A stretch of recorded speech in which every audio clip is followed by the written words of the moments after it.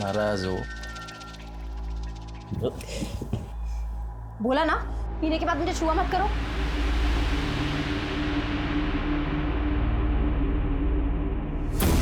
समझती क्या है तू अपने आप को? हाँ, अगर इतने नहीं खलते हो तो शादी क्यों की मुझसे? इसीलिए तो पछता रही हूँ। सारी तो अब पछता पछता।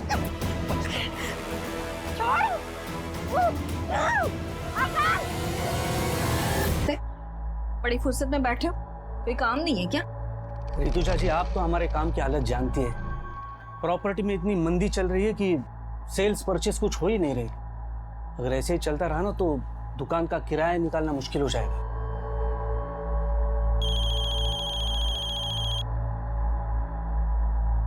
हेलो मैम, आप मेरी हेल्प करने के लिए जल्दी से आ जाइए। वो मुझे परेशान करने फिर से आ गया है। तुम रो मत, मैं आ रही हूँ।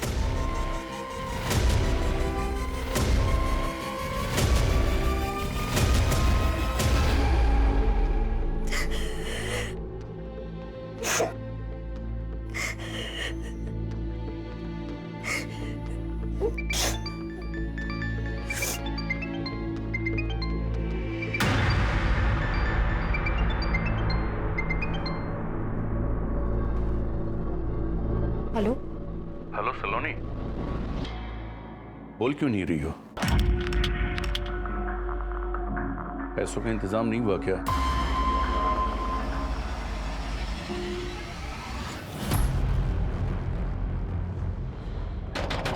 दरवाजे खोलो!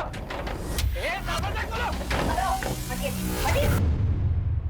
विजेता, हम हैं। ऋतुजा, खोलो। बेटा, मैं आ रही हूँ। ए, नाटक मत कर, समझी ना? अब भी तुम्हें एक घर को छोड़कर जाना पड़ेगा। अरे, ऐसा कैसे घर छोड़ना पड़ेगा? ये सारी गलती आपकी है। हमारी? जी। अरे ब्रोकरेज के लालच में आकर आप ऐसी किराया दर दी हमको, जिसका रेप हो चुका था। इस लड़की का रेप हुआ है तो इसमें इस बेचारी का क्या दोष? एक बात कान खोलकर सुन लीजिए, एग्रीमेंट के लॉकिंग टाइम तक आपने इसको जरा भी परेशान किया ना, अंदर करवा दूंगी। सर, मैंने केस सेक्स ऑफेंडर्स को राउंड अप किया है। सबका रिमांड चालू है, लेकिन किसी ने मुंह नहीं खोला है। जब तक इस लड़की की पहचान नहीं पता चल जाती तब तक यह केस आगे नहीं बढ़ पाएगा। सर, मैंने भी आसपास के थानों में पता किया, कहीं किसी लड़की की मिसिंग की कंप्लेंट नहीं मिली। तो हाथ पे हाथ रख के बैठ जाओ। नहीं सर, मैं सर्चिंग चालू है। सर, मैंने कमलेश को सुपरवाइज करने के लिए कहा, लेकिन उसने कोई अपडेट ही नहीं दिया। अगर वो अपडेट नहीं देगा तो तुम फोन करके उससे नहीं पूछोगे? नहीं सर, मैंने उसको फोन किया था, लेकिन सर उसने उठाया नहीं। हाँ कमलेश, बोलो। सर, मेघनगर के किराने वाले ने उस लड़की का फोटो आइडेंटिफाई किया है। वो लड़की उसी की दुकान से राशन खरीदती और पास में ही अपने पति के साथ किराए पर रहती है। हम वहीं जा रहे हैं सर। तुरंत एड्रेस भेजो, हम भी वहीं पहुंचते हैं। किशोर, गाड़ी निकलो। मनीष सर, जिन लोगों को राउंड अप किया उगलवाओ उनसे।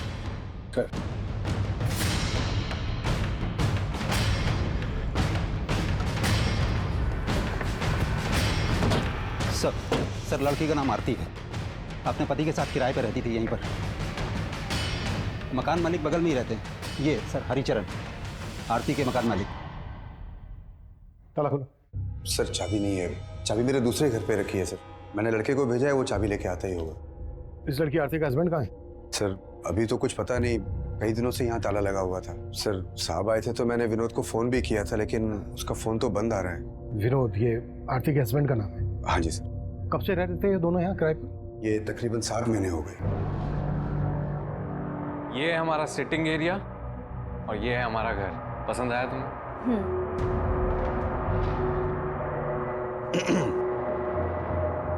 ये घर के एग्रीमेंट पेपर्स है, साइन कर लें। विनोद की पत्नी का इतनी बुरी तरह से रेप हुआ है, मर्डर हुआ है। विनोद गायब कहाँ है? उसका तो मुझे कोई आइडिया नहीं है सर। काम क्या करता था विनोद? विनोद कहता तो था कि मैं जॉब ढूंढ रहा हूँ, लेकिन वो दोनों बहुत ठाठ से रहते थे सर। देख करके कभी ऐसा लगा नहीं कि उनको कोई पैसों की कमी हो। आरती जल्दी करो, मूवी शुरू हो जाएगी। हमेशा लेट।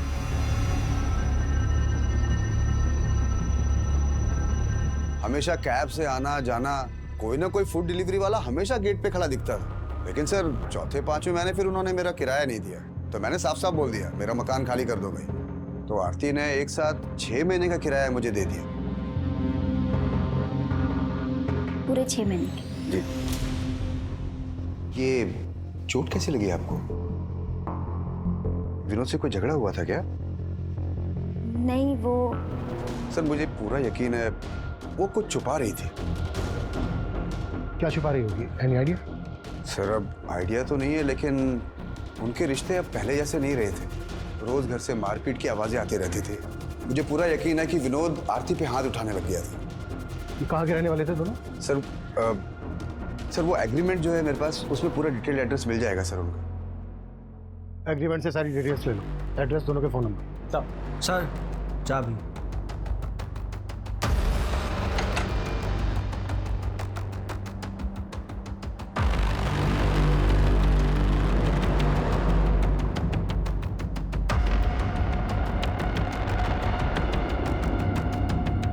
पूरे घर की तलाशी लो, कुछ भी छूटना नहीं चाहिए।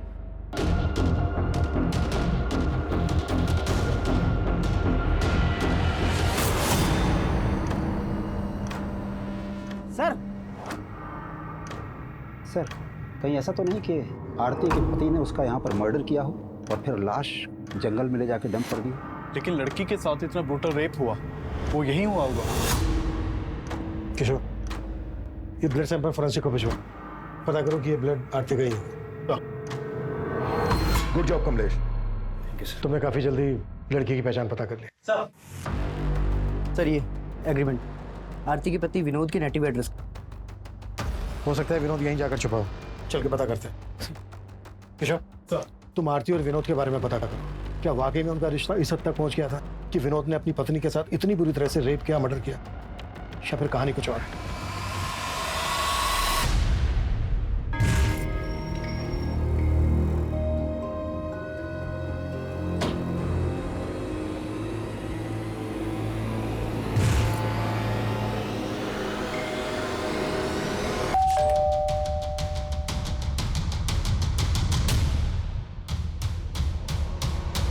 विनोद कहाँ है?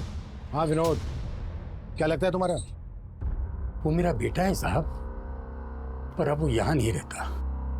लेकिन आप लोग यहाँ किस लिए आए हो? तुम तो ऐसे पूछ रहे हो जैसे तुम्हें कुछ मालूम नहीं है। मेघनगर में विनोद की पत्नी आरती की लाश मिली है हमें, बुरी तरह से रेप हुआ है, उसका मर्डर हुआ है, और विनोद गया है। कहाँ छिपा है वो? साहब हमको इस बारे में कुछ नहीं मालूम, और हम तो वैसे भी 7 महीने से विनोद से नहीं मिले। असल में विनोद और आरती भाग कर शादी किए थे, और तुम इस शादी के खिलाफ थे। कहीं ऐसा तो नहीं है किसी बात का बदला लिया आरती से? नहीं साहब, मैं बता चुका हूँ आपको कि हम नहीं जानते कि आरती और विनोद कहाँ रहते थे। आरती के घर वाले कहाँ रहते हैं? क्या हमारी बेटी के साथ? किसने किया ये सब हमारी बेटी के साथ? उस विनोद के अलावा कौन होगा पापा? शक तो हमें भी विनोद पर ही है। आप लोगों को सच में नहीं मालूम था कि वो दोनों कहाँ रह रहे थे? क्या फिर आप लोग हमसे कुछ छुपा रहे हैं? हम आपसे क्या छुपाएंगे साहब, हम तो खुद पिछले 7 महीनों से बेटे का शक्ल देखने को तरस गए थे। उसने आरती को इतना बर्ग लाया था कि हमारी बेटी यहाँ से अपनी माँ के सारे गहने, रुपए, पैसे लेके उसके साथ भाग गई थी साहब। अब जब हमारी बेटी से उसका मन भर गया होगा तो उसने उसका ये हाल किया। हमें उस पर पहले से शक था साहब, वो सही आदमी नहीं था, लेकिन आरती नहीं मानी, वो हम सबको छोड़ के चली गई साहब। सर आरती और विनोद, हम दोनों के घर वालों का भरोसा नहीं कर सकते हैं। ऑनर किलिंग का भी एंगल हो सकता है।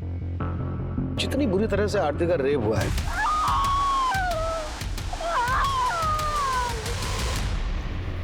उससे लगता नहीं है कि आरती के घर वालों का हाथ होगा। हो सकता है विनोद के घर वाले इसमें इन्वॉल्व हो। फिर भी दोनों फैमिलीज की एक्टिविटीज पे नजर रखो और विनोद के घर वालों के फोन नंबर सर्विलेंस पे डाल दो। शायद विनोद अपने घर वालों से कांटेक्ट करने की कोशिश करें। Yes sir.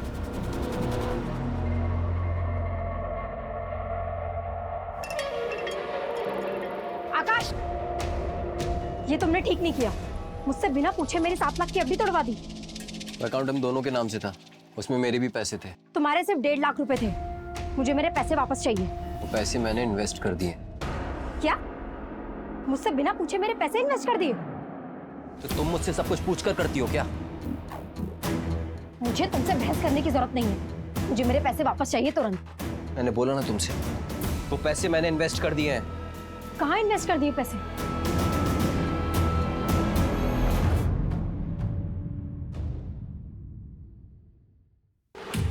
सुनो, तुम जल्दी से छुप जाओ, कहीं भी जल्दी करो, छुप जाओ।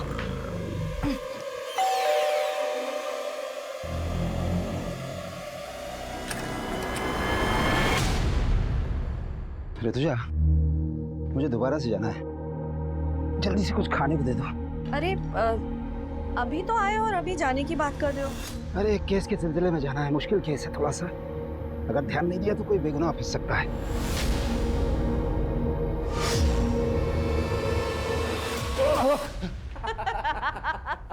देखा मम्मी, पुलिस वाले भी डरते हैं। आप डर गए ना पापा? लेकिन अचानक हॉस्टल से तू यहाँ पर कैसे आ गया? अरे पूरे 3 महीने बाद आया है और ये मंडे फिर से चला जाएगा। हाँ वो सब तो ठीक है, लेकिन तेरी पढ़ाई ठीक चल रही है ना? पापा आप तो पढ़ाई की बात मत करो ना, हम आप ही का वेट कर रहे थे।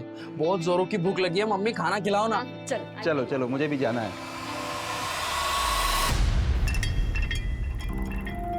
तो तुम मेरा पीछा कर रहे हो? सलोनी, तो मेरी बात सुनो सलोनी, मैंने कुछ ज्यादा गुस्से में बात करी। घर चलो आराम से, मैं तुमको एफडी के बारे में सब मुझे बता। तुमसे बात ही नहीं करनी है। अरे मेरी चलो। सर आरती का फोन 7 सितंबर की रात करीब 10 बजे मेघनगर में बंद हुआ था और वहीं हमें आरती की लाश मिली थी। पोस्टमार्टम रिपोर्ट के मुताबिक कोई 10 बजे के आसपास आरती का मर्डर हुआ था। उस वक्त विनोद का फोन कहाँ एक्टिव था? सर विनोद का फोन उस वक्त उसके घर वाले एरिया में एक्टिव था। विनोद का फोन 8 सितंबर की रात को बंद हुआ था। 8 सितंबर की रात को, यानी आरती के मर्डर के लगभग 24 घंटे बाद तक विनोद का फोन एक्टिव था। हाँ सर, मैंने आरती और विनोद दोनों के कॉल रिकॉर्ड्स चेक किए, उसमें एक कॉमन नंबर मिला है। किसका नंबर है? सर वो इस सिकंदर नाम के आदमी का नंबर है। आरती और विनोद दोनों की इससे बातचीत होती थी। सर सिकंदर ने ही आरती को आखिरी बार कॉल किया था और हत्या वाली रात क्राइम सीन पे इसका नंबर भी एक्टिव था।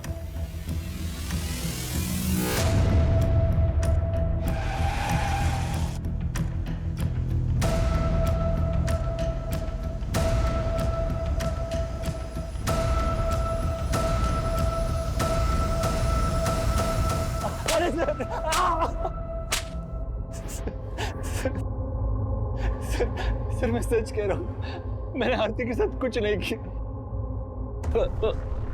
जहां आरती का मर्डर हुआ वहां तेरा फोन एक्टिव था। अब ये बोल, विनोद भी तेरे साथ मिला हुआ है? क्या तूने विनोद को गायब किया? सर मैं विनोद से मिला हुआ नहीं हूँ, और मैं भला विनोद को क्यों गायब करूंगा? लेकिन सर जब लास्ट टाइम मुझे विनोद मिला था तो वो आरती को लेकर बहुत परेशान था। विनोद, मैंने आरती को कल रात मेघनगर क्रॉसिंग पर ड्रॉप किया था। मैं खुद हैरान हूँ कि वो अब तक घर क्यों नहीं पहुंची। तो आरती है कहाँ? वो विनोद बहुत डरा हुआ था सर, उसके माथे पर चोट भी लगी थी। कैसे लगी थी चोट? ये तो उसने बताया नहीं, शायद कुछ छुपा रहा था। लेकिन सर लगता है कि आरती को लेकर कोई झगड़ा हुआ होगा। ये कहानी सुना के भटका रहा है हमें। सर मैं सच बता रहा हूँ, मैंने कुछ नहीं किया। विनोद और आरती इतने फोन क्यों करते थे तुझे? सर वो विनोद मेरे गैराज में जॉब करता था। माना विनोद तेरे गैराज में जॉब करता था इसलिए तुझे फोन करता था, और उसकी पत्नी आरती क्यों फोन करती थी तुझे? सर वो भी जॉब ढूंढ रही थी, पर विनोद ने ही मुझे उससे मिलवाया था। सर ये मेरी वाइफ है आरती, ये भी जॉब करना चाहती है। आपके तो बहुत सारे कॉन्टेक्ट्स हैं ना, इसको भी कहीं पे जॉब पे लगवा दीजिए ना। वो आरती के लिए जॉब ढूंढ रहा था या फिर तेरी बुरी नजर थी उस पर? क्या किया तूने उसके साथ?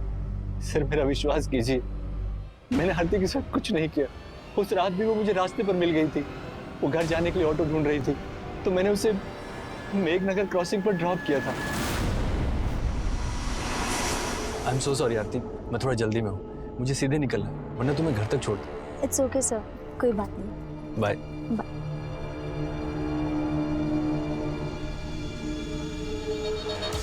उसके बाद क्या हुआ मुझे कुछ नहीं पता सर। ये कहानी बनाना बंद कर, 5 मिनट के बाद सब बनेगा। साले सर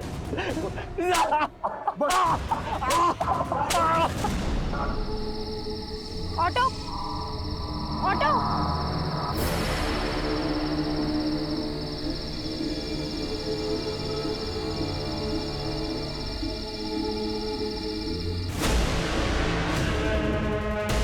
लेकिन कुछ भी सस्पिशियस नहीं मिला। हो सकता है विनोद कहाँ गायब है ये सिकंदर जानता। एक काम करो, सिकंदर को जाने दो और नजर रखो उस पर। सर मनीष सर, सिकंदर बोल रहा था कि जब विनोद उसके पास आरती को पूछने आया था तो विनोद के सर पे चोट लगी। आरती के घर से जो हमें ब्लड मिला है चेक किया, आरती का ही है। सर वो कमलेश देख। सर मैं देख। बेटर। सर ब्लड की फॉरेंसिक रिपोर्ट आ गई है। आरती के घर जो खून के धब्बे मिले थे वो आरती के ब्लड की। जिस दिन आरती की हत्या हुई थी उस दिन आरती के फादर और उसका भाई, इन दोनों का फोन आरती के घर वाले एरिया में एक्टिव था। यानी कि उस दिन मेघनगर आए थे और इन्होंने हमसे झूठ बोला कि इनको मालूम नहीं था आरती और विनोद कहाँ रहते। एक टीम भेजो दोनों को उठाने के लिए। सर कंट्रोल रूम से फोन आया था, जैविकपुरा में एक और लड़की की लाश मिली है।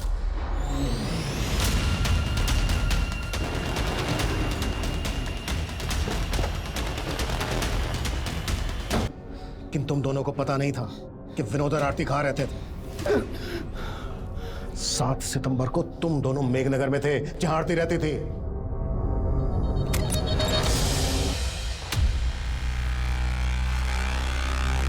अंदर देखो। आरती, आरती। पापा अंदर भी नहीं है आरती। कहाँ है आरती? आरती नहीं है यहाँ पापा। पापा इससे जारी जोड़ेगा? मार के खत्म कर देंगे। मार देंगे। मार।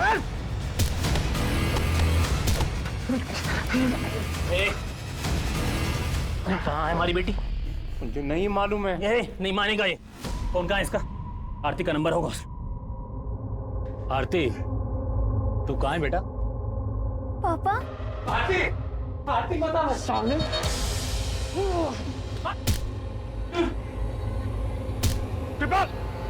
रुक जा बेटा।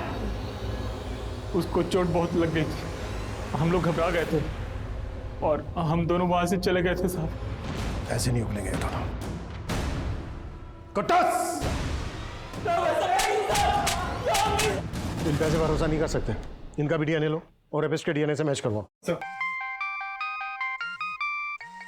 हाँ मनीष बोलो। सर ये सलोनी और आकाश की आपस में बनती नहीं थी। पड़ोसियों ने कहा कि वो आपस में काफी झगड़ा करते थे और उसी की एक कुलीग ने कहा कि वो तो अपने पति से डाइवोर्स लेने तक की बातें कर रही थी। सर ये क्या बोल रहे हैं आप? सर झगड़े किन मियां बीवी के बीच में नहीं होते। ड्रामा बंद करिए, सब पता है हमें। सलोनी की हत्या से 3 दिन पहले तूने तेरी और सलोनी की 7 लाख की एफडी तोड़वाई थी। और क्या क्या किया तूने, अब ये तू हमें बता। सर मैं सच कह रहा हूँ, मैंने कुछ नहीं किया। जरूर इस सब में उसके चाचा का हाथ है। वो उससे 12 लाख रुपए मांगकर उसको टॉर्चर कर रहे थे सर। क्या? जी सर, सलोनी के पेरेंट्स की डेथ के बाद सलोनी के चाचा ने उसके घर पर कब्जा कर लिया था और उसे 12 लाख की मांग कर रहे थे कि अगर वो 12 लाख रुपए दे दे तो वो घर छोड़ देंगे। और सलोनी पैसा देने के लिए तैयार भी हो गई थी, इसलिए मैंने वो एफडी तोड़वाई थी सर। मुझे तुमसे बहस करने की जरूरत नहीं है, मुझे मेरे पैसे वापस चाहिए तुरंत। मैंने बोला ना तुमसे, वो पैसे मैंने इन्वेस्ट कर दिए हैं। देखो आकाश, प्लीज मुझे मेरे पैसे वापस कर दो। मुझे चाचा को 12 लाख रुपए का इंतजाम करके देना है। वो तुम्हारा अपना घर है, अपने घर के लिए तुम 12 लाख क्यों दोगी? वो पैसे तो मैंने बचा लिए, लेकिन बाद में मैंने चेक किया तो घर से सलोनी के गहने गायब थे। घर से सलोनी के गहने गायब, और ये बात तू हमें अब बता रहा है?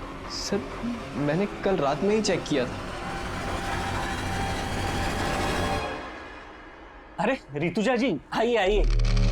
दरअसल हम आप ही के बारे में इनसे बात कर रहे थे। अच्छा, हाय विष्णु, नमस्ते, बैठिए।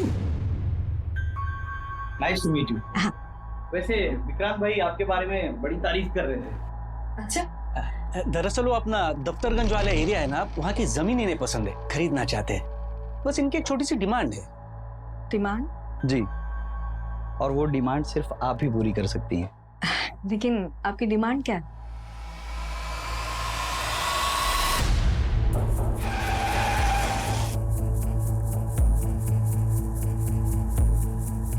सर ये सलोनी का पति ना बकवास बातें कर रहा है। लेकिन ये घर तो सलोनी के पिता के नाम पे था ना, तो उनके मरने के बाद लीगली ये घर सलोनी का होगा। आप यहाँ क्या कर रहे हैं? मैं यहाँ क्या कर रहा हूँ? अरे हम यहाँ पे रह रहे हैं, इसका मतलब ये नहीं है कि हमने कब्जा कर लिया है। लेकिन सलोनी के ना रहने से कब्जा तो आप ही का होगा ना? सर आपके कहने का मतलब क्या है कि हमने सलोनी का हत्या करवा दिया? ऐसा हो भी सकता है। वैसे सलोनी से 12 लाख किस बात के मांग रहे थे आप? सर सलोनी के पिता की तबीयत हमेशा खराब रहती थी और उनकी बीमारी का सारा खर्च हमने उठाया था, और इसीलिए मैं सलोनी को बार बार फोन करके ये बताया करता था कि मेरे 12 लाख मुझे लौटा दो। और ये घर का कब्जा ले लो। और वो तैयार भी थी मुझे पैसे देने के लिए, लेकिन उसका पति ना, मैं जानता हूं, वही उलूल जुलूल की बातें आप लोगों के कान में फूंक रहा है। उसका हिसाब हम कर लेंगे। आपको हमारे साथ चलना होगा, आपका भी डीएनए होना है। मेरा? सर, सलोनी का पोस्टमार्टम रिपोर्ट मैंने बहुत ही क्लोजली एग्जामिन किया है और आरती और सलोनी के दोनों की हत्या में एक ही जैसी सिमिलैरिटीज हैं। जैसे सर पे पत्थर मार करके इनकी हत्या की गई, उसके अलावा लेफ्ट हैंड की चारों उंगलियां फ्रैक्चर्ड है और एक ही तरह से इनके जिस्म को नोचा गया है। और फिर ये गर्दन पर बाइट मार्क्स। डॉक्टर, सलोनी की बॉडी पे जो रेपिस्ट का डीएनए मिला है, वो डीएनए आरती की बॉडी पे मिले डीएनए से मैच करता है क्या? सर, वो तो डीएनए रिपोर्ट आने के बाद ही क्लियर हो पाएगी। और मेरा मानना है सर कि दोनों का रेपिस्ट और कातिल एक ही आदमी है। वो इसलिए क्योंकि अगर आप गौर से देखें तो इन दोनों के गर्दन पे जो ये बाइट मार्क्स हैं बिल्कुल एक जैसे हैं। इसका मतलब आरती के रेप और मर्डर के लिए हम जिन लोगों पर शक कर रहे हैं वही सलोनी के रेप और मर्डर के सस्पेक्ट है। कमलेश सर, चेक करो, ये आरती और सलोनी एक दूसरे को जानती थी क्या? इन दोनों में कुछ कॉमन कनेक्शन है क्या? काफी कोशिशों के बावजूद पुलिस को सलोनी और आरती के बीच में कोई कॉमन कनेक्शन नहीं मिल रहा था, लेकिन यह साफ लग रहा था कि इन दोनों लड़कियों के साथ दुष्कर्म करने वाला और उनकी हत्या करने वाला आदमी एक ही था। देखते ही देखते इन दोनों केसेस ने पूरे क्षेत्र में हड़कंप मचा दिया। विमेन सेफ्टी को लेकर पुलिस पर सवाल उठने लगे और इसी दौरान कुछ ऐसा हुआ जिसने पुलिस को फिर से हैरान कर दिया। कमलेश, कहां था तू? ये टाइम है आने का। रो क्यों रहा है? मनीष, क्या हुआ? ऋतुजा का कुछ पता नहीं चल रहा है यार। हमारी पत्नी कल रात से गायब कैसे? कुछ मालूम नहीं चल रहा है सर। रोज की तरह रात को घर पहुंचा तो ऋतुजा घर पर नहीं थी सर। नॉर्मली 6-7 बजे तक घर पहुंच जाती है। इधर हमने इंतजार किया लेकिन वो आई नहीं। फिर हमने उसके पार्टनर विक्रांत को फोन लगाया सर। विक्रांत, ऋतुजा अभी तक घर नहीं पहुंची है, तुमसे कुछ बोल के गई है क्या? वो तो शाम को 5:30-6 बजे के आसपास ही दुकान से निकल गई है। सर, रात भर ढूंढते रहे लेकिन कुछ। कमलेश, ये बात तुमने हमें रात ही क्यों नहीं बताई? सर, हमें लग रहा था कि मिल जाएगी, लेकिन अब कुछ समझ में नहीं आ रहा है सर। कमलेश, हिम्मत रखो, हम ढूंढ लेंगे तुम्हारी पत्नी ऋतुजा को। सर,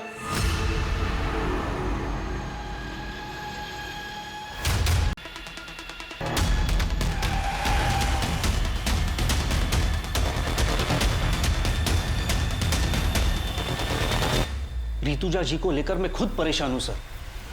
मुझे समझ में नहीं आ रहा कि वो कल रात घर क्यों नहीं गई। कल ऋतुजा जी कितने बजे निकली थी यहाँ से? करीब 5:30 बजे। विक्रांत, वो राजीव नगर वाला घर अगले महीने खाली हो रहा है तो उसके लिए किराएदार ढूंढना है। हम चलते हैं, बाकी की बात सुबह करेंगे। और उन्होंने आपको बताया था कि वो कहाँ जा रही हैं? नहीं सर, बताया तो नहीं था, लेकिन मुझे तो लगा कि वो घर ही गई होंगी। आपको किसी पे शक है? शक तो नहीं है सर, लेकिन हाँ, एक बात थी जो मैं कमलेश जी को फोन पे बताना भूल गया। कैसी बात? सर, कल एक विष्णु नाम का आदमी आया था। हमारा दफ्तरगंज वाला एरिया है, वहां की जमीन खरीदनी थी उसे, लेकिन उसकी एक डिमांड थी जो ऋतुजा जी को पसंद नहीं आई। आपकी डिमांड क्या है? एक्चुअली ऋतुजा जी, वो जो जमीन है उसके एकदम पास एक छोटी सी जमीन का टुकड़ा है जहाँ पे कुछ झुग्गी झोपड़ियाँ भी हैं। मैं चाहता हूँ कि वो जमीन का टुकड़ा हमें मिले। वो जमीन उन आदिवासियों की है, आपको कैसे मिल सकती है? तो उनको कुछ पैसे दे देंगे ना, इसमें कौन सी बड़ी बात है। देखिए, हमें वो जमीन का टुकड़ा चाहिए और हम जानते हैं कि वो काम सिर्फ आप करवा सकती हैं। वैसे भी आपके पति तो। उठ जाइए, उठ जाइए और निकलिए यहाँ से। आप बदतमीजी कर रही हैं। तो क्या हाथ उठा के बात करें? ऋतुजा जी ने जिस तरह उसे भगा दिया, हो सकता है उसी ने उसका बदला लिया हो। कौन था ये आदमी? इसका कुछ नाम एड्रेस मालूम है आपको? हाँ सर, बताएं। सर, कमलेश जी की बीवी ऋतुजा का फोन कल रात हरिनगर एरिया में बंद हुआ था। कमलेश से पूछो कि हरिनगर में उसकी जान पहचान वाला कोई रहता है क्या? सर हमने कमलेश जी से बात की है, उनका कहना है कि वहाँ उनका ऐसा कोई भी नहीं रहता जहाँ ऋतुजा जा सके। तो पूरे हरिनगर में अच्छे से पूछताछ करो। सर एक तरफ हेड कांस्टेबल कमलेश की पत्नी ऋतुजा की तलाश की जा रही थी, तो विनोद को भी एक प्राइम सस्पेक्ट मानकर ढूंढा जा रहा था। दोनों क्राइम सीन्स के एरिया के आसपास मौजूद कई सीसीटीवी फुटेजेस को लगातार खंगाला जा रहा था। वहीं ऋतुजा के पार्टनर विक्रांत के बयान के आधार पर अब विष्णु बिष्ट को भी तलब किया गया। सर ऋतुजा जी ने जब मना किया तो मैंने बात वहीं खत्म कर दी। बात खत्म नहीं हुई। ऋतुजा ने जलील करके निकाला था तुझे, बुरा तो लगा। सर लगा था, लेकिन मैं वहां पे अपनी मर्जी से नहीं गया था। मुझे विक्रांत ने फोन करके बुलाया था। विक्रांत ने? जी। उन्होंने कहा था कि ऋतुजा मेरा काम करवा देगी, लेकिन उसने तो उसके मुंह के सामने ही मना कर दिया। फिर मैं वहां से चला गया। सर हरिनगर के जंगल में कमलेश की बीवी ऋतुजा की लाश मिली है।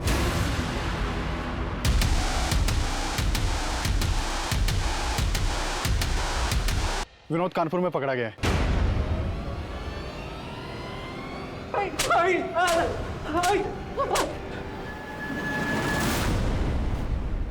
सर मैं आरती से बहुत प्यार करता था, मैंने कुछ नहीं किया है। फिर भागा क्यों था? सर मैं डर गया था।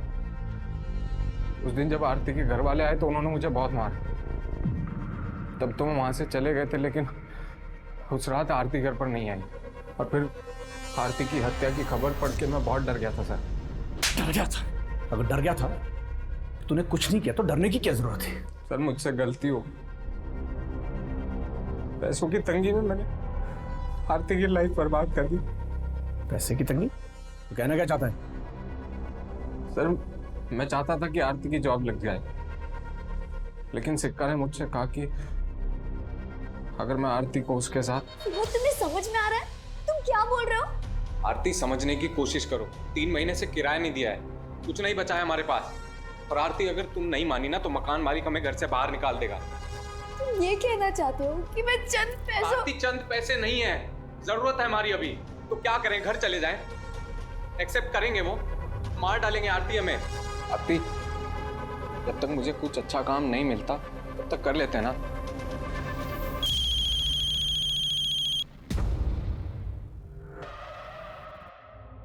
हेलो आरती, तू कहाँ है बेटा? पापा।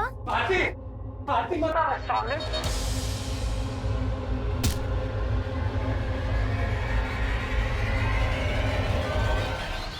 तो जब मुझे पता चला कि आरती के साथ इतना सब कुछ हुआ है तो मेरा शक सीधा सिकंदर पर ही गया।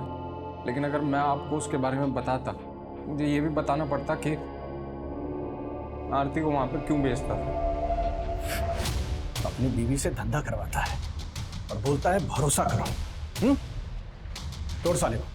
सर सर सर सर मैं मानता हूँ कि मैं आरती के साथ रिश्ता रख के विनोद को पैसे देता था, लेकिन सर उस रात मैंने आरती को मेघनगर क्रॉसिंग पे ड्रॉप कर दिया था।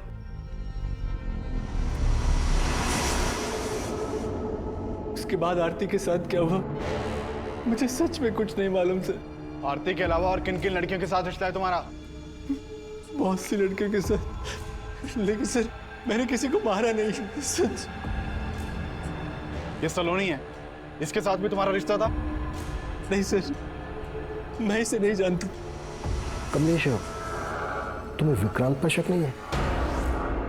नहीं सर, ऋतुजा ने कभी विक्रांत के बारे में ऐसा कुछ बताया नहीं। विष्णु ने हमें बताया कि उसने विक्रांत के कहने पर ही दफ्तरगंज की ट्राइबल एरिया वाली जमीन खाली करवा के खरीदने की डिमांड रखी थी। हो सकता है ऋतुजा का मना करना विक्रांत को बुरा लगा हो और विक्रांत ने ही ऋतुजा का रेप और मर्डर किया हो, बाकी दोनों मर्डर्स का एमओ इस्तेमाल कर। हमारी तो कुछ समझ में नहीं आ रहा है सर।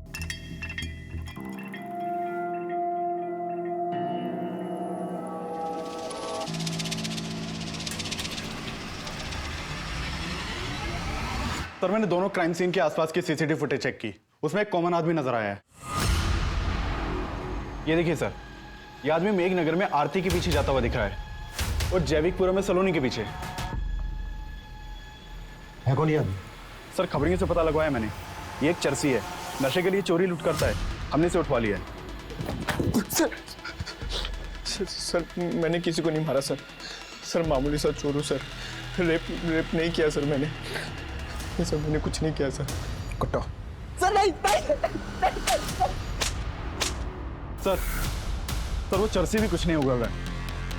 उसका वीडियो ले लो और ऋतुजा के मर्डर के दौरान कमलेश की एक एक एक्टिविटीज चेक करो। सर। किशोर, तीनों विक्टिम्स का कातिल अभी तक पकड़ा नहीं गया है। वो जल्द से जल्द हमारी गिरफ्त में होना चाहिए, इससे पहले कि वो किसी और को अपना शिकार बनाए।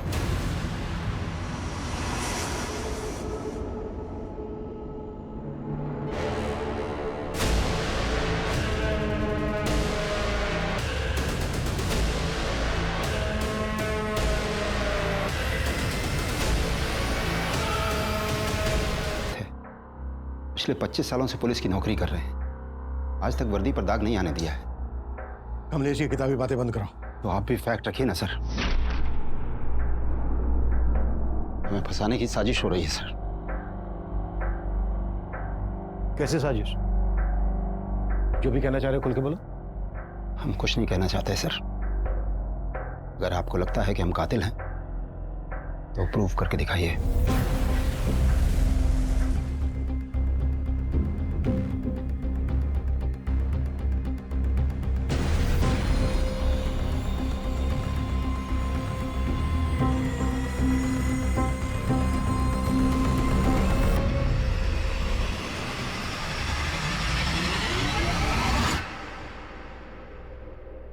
हेलो डॉक्टर, ऋतुजा की पोस्टमार्टम रिपोर्ट का क्या स्टेटस है? Are you sure doctor?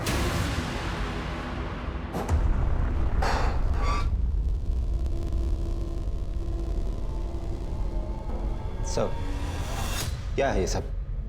इतने सालों काम करने की। तुम प्रूव करने की बात कर रहे थे ना, अब हम प्रूफ के साथ आए हैं। कहना क्या चाहते हैं आप? वो ये कि तुम्हारी पत्नी ऋतुजा की बॉडी पे जो खरोंच के निशान मिले हैं वो आरती और सलोनी की बॉडी पे मिले खरोंच के निशान के जैसे तो हैं, लेकिन एक ही आदमी ने नहीं बनाए। कुछ समझा नहीं।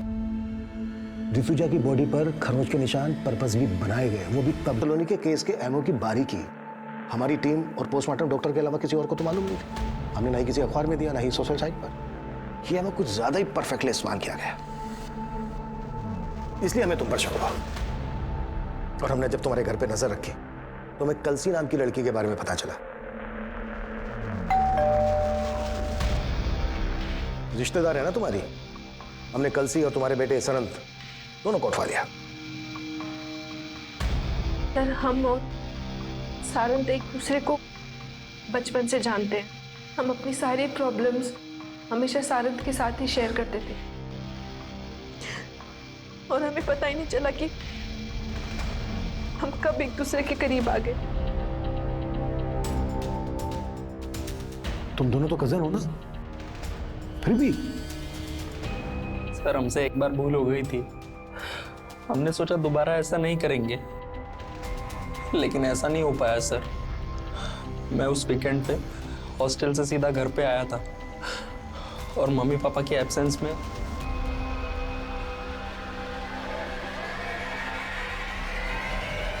सारंग, बेशरम, ये क्या कर रहा है तू? और तू शर्म नहीं आई तुझे? हाँ, कजिन हो तुम उसकी, बड़ी बहन हो, शर्म नहीं आई? चाची माफ कर दो गलती। अरे क्या माफ कर दो? क्या माफ कर दो तुझे? और तू ना, तेरे को तो क्या करूं मैं? तेरी वजह से सब हुआ है। तू निकल। उस बेबसी में शायद कोई भी अपने फर्ज से डगमगा सकता था, लेकिन ऐसी स्थिति में जब सही और गलत का तराजू हमें ऐसे असमंजस में डाल रहा हो तो हमारे फैसले का पलड़ा सच और सही की तरफ झुकना चाहिए, क्योंकि झूठ और गलत को जितना भी छिपाने की कोशिश की जाए वो एक ना एक दिन सामने आ ही जाएगा। अब मैं अनूप सोनी आपसे विदा लेता हूं, फिर मुलाकात होगी क्राइम पेट्रोल सतर्क के ब्लैक हेडलाइंस अध्याय में एक और नए केस के साथ। और याद रखें, क्राइम और आपके बीच में सिर्फ इतना फर्क है कि आप कितने सतर्क हैं। सतर्क रहें, सुरक्षित रहें। जय हिंद।